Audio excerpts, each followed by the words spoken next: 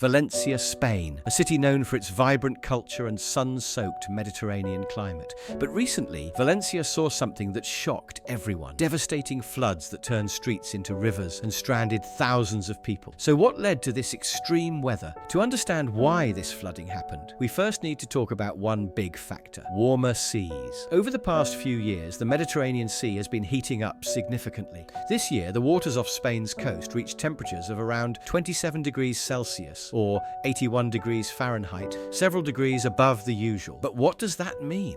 When sea temperatures rise, it's not just the water getting warmer. Warm water evaporates more easily, releasing a lot of moisture into the air above it. Picture a hot shower steaming up your bathroom. That's essentially what's happening, but on a massive scale over the Mediterranean. With these warmer seas, a lot more water evaporates into the atmosphere, creating clouds that are full of moisture and ready to release heavy rain. Now, add in a powerful weather phenomenon called Dana, short for Depresión Aislada en Niveles Altos, or isolated depression at high levels. Basically, it's a cold pocket of air that gets separated from the usual weather patterns. Imagine a stray balloon caught in a breeze. This cold air mass breaks off from the main jet stream and drifts south. When this cold air meets the warm, moisture-filled air over the Mediterranean, it creates an unstable situation. The warm air rises quickly, cools, and the moisture condenses into clouds.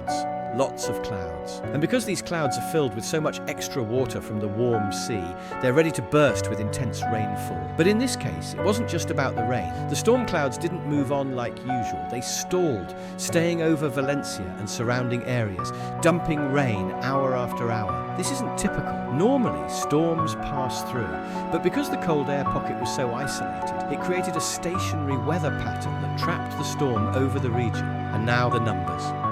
Over just a few days, Valencia experienced nearly 400 millimeters, about 15.7 inches of rain. Spain's meteorological agency, AEMET, said that in the town of Chiva, nearly 500 millimeters, 20 inches, fell in 8 hours. To put that in perspective, Valencia normally receives around 450 millimeters, or 17.7 inches, in an entire year. So in just a few days, they saw almost a year's worth of rainfall. The impact was immediate and devastating. Streets flooded quickly, rivers overflowed, and entire neighborhoods became inaccessible. The sheer amount of rain was more than the city's infrastructure could handle, overwhelming drainage systems and causing major damage. The flooding left thousands of residents scrambling for safety, and sadly, lives were lost. Many people are now homeless, and the cleanup will take months. Emergency responders have been working around the clock to rescue stranded residents and their pets, while local shelters and volunteers provide aid to those affected. With the waters receding, the focus now turns to recovery. The costs of rebuilding homes, repairing roads, and replacing damaged infrastructure are expected to run into millions of euros. Volunteers and organizations are working to support those displaced, but for many, life won't return to normal anytime soon. This disaster in Valencia is a powerful reminder of how interconnected our world's systems are. Warmer seas, unusual air patterns, and stalled clouds combine to unleash a catastrophic event. As the city rebuilds, understanding the causes of these floods helps us prepare for future challenges in our changing climate.